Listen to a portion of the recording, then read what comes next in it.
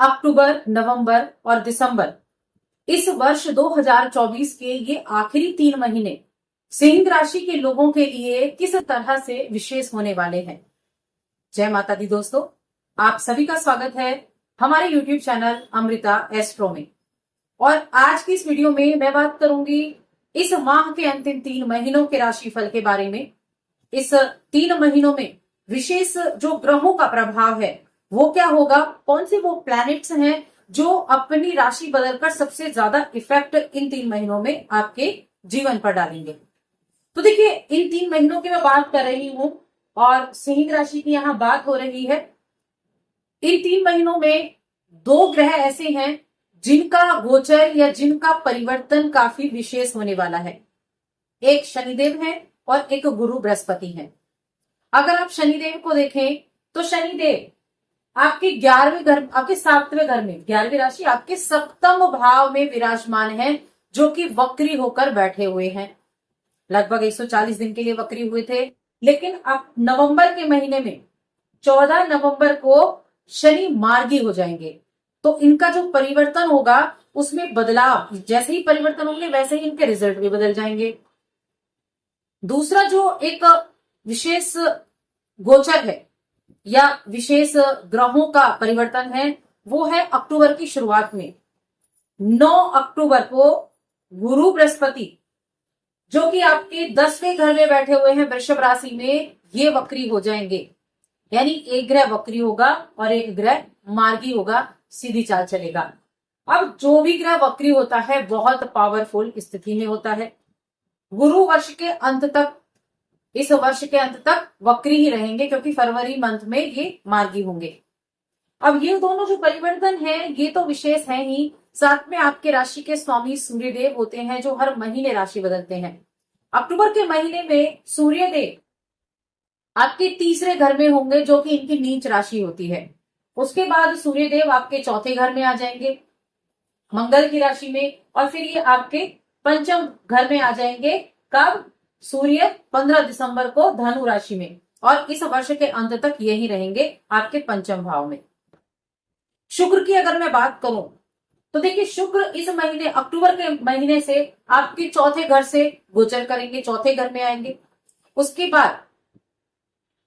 बाद यहां 7 नवंबर को शुक्र आपके 5म में आ जाएंगे, और दिसंबर के महीने में शुरुआती दिन में ही, यानी कि 2 दिसंबर को ही शुक्र आपके 6ठे घर में आ जाएंगे।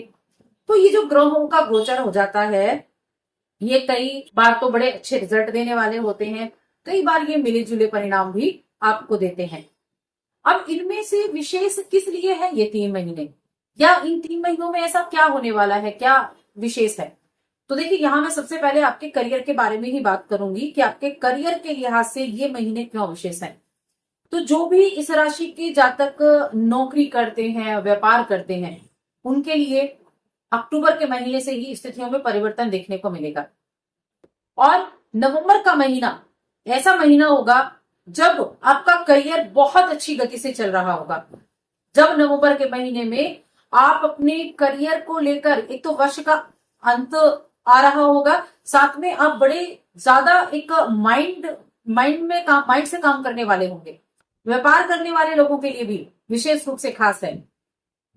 गुरु बृहस्पति आपके 10वें घर में है, जो करियर का भाव है, और यहाँ ये वक्री हो जाएंगे। सीधी दृष्टि आपके यहाँ जो आपका 4था घर है उस पर डालेंगे। अब शुक्र यहाँ विराजमान होंगे अक्टूबर के महीने में, जो कि सुख संपत्ति के कारक भी हैं, प्रेम के कारक भी हैं, धन के कारक भी हैं, और यहाँ ये विराजमान होंगे और करियर पर दृष्टि भी डालेंगे, और गुरु यहाँ से दृष्टि डालेंगे।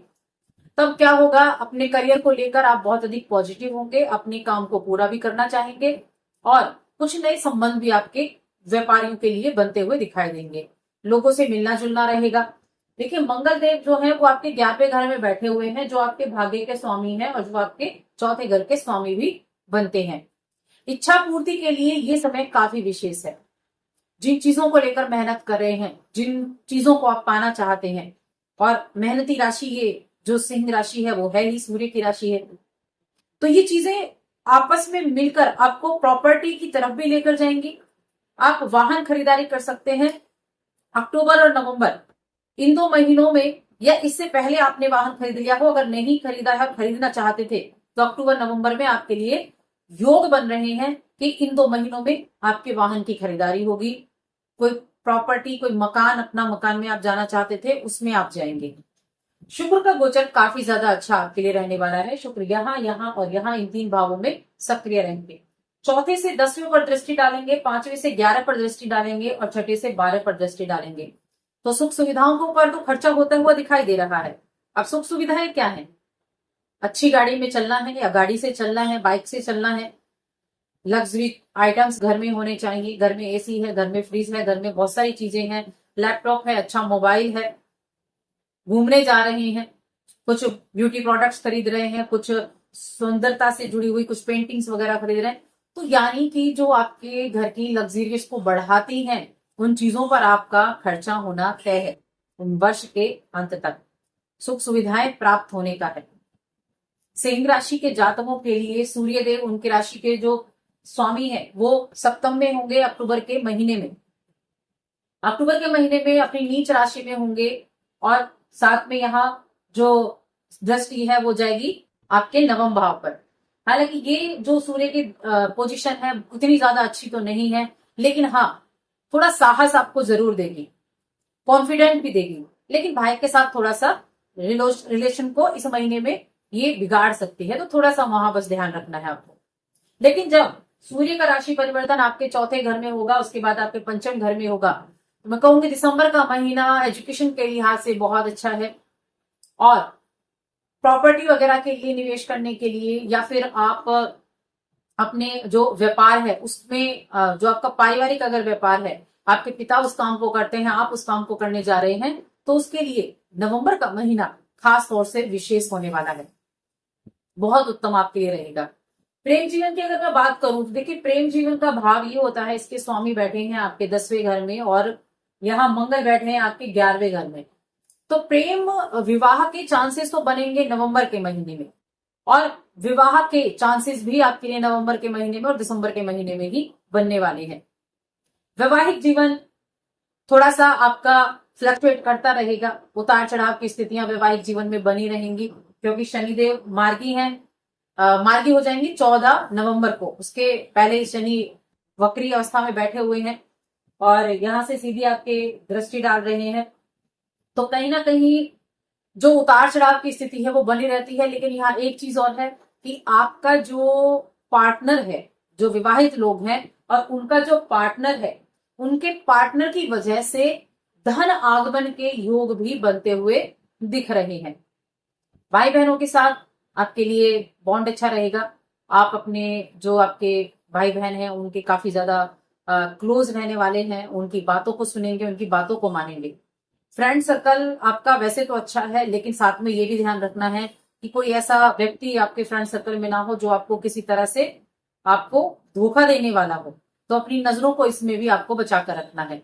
अब यहाँ हेल्थ की हम बात कर लेते हैं।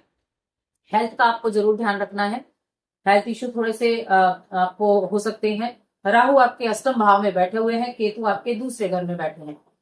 राहु अष्टम में बैठे हैं तो गुप्त चीजों की तरफ आपका ध्यान रहेगा, गुप्त चीजें यानी कि अचानक से चीजें बदल जाना। देखिए ये जो अष्टम भाव है ये बदलाव का भाव भी है, माइंड डाइवर्ट हो जाना, अचानक से आप करने कुछ जा रहे थे, माइंड में कुछ और आया और आप कर कुछ और आए, यानी आपको व्यापार शुरू करने वाले हैं, कोई दुकान खोलने वाले थे, आइडिया किसी और चीज का बना रखा था, अचानक से किसी ने सलाह दी, वो सलाह आपके काम आ गई और आपने सोचा क्यों नहीं इस पर काम किया जाए। तो ऐसे अचानक से चेंजेस हो सकते हैं।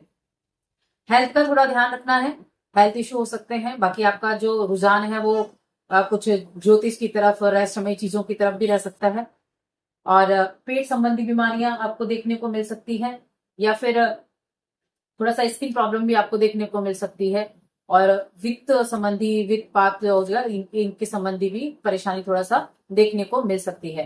तो खाने पीने की चीजों पर ध्यान दें और एक्सरसाइज वगैरह आप करते रहेंगे तो अच्छा रहेगा।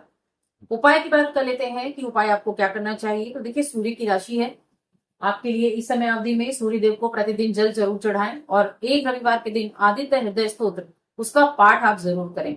अगर आप सूर्य नमस्कार करते हैं तो बहुत अच्छा बेनिफिट उसका देखने को आपको मिलेगा, तो सूर्य नमस्कार करना शुरू कीजिए। आप जब सूर्य निकलता है उस टाइम पर, तो उसका बेनिफिट आपको बहुत अच्छा देखने को मिलेगा। और आज की वीडियो में इतना ही। वीडियो कैसी लगी कमेंट करके बताएं। चैनल पर पहली बार आए हैं तो सब्सक्राइब करके जाएं। जय माता दी।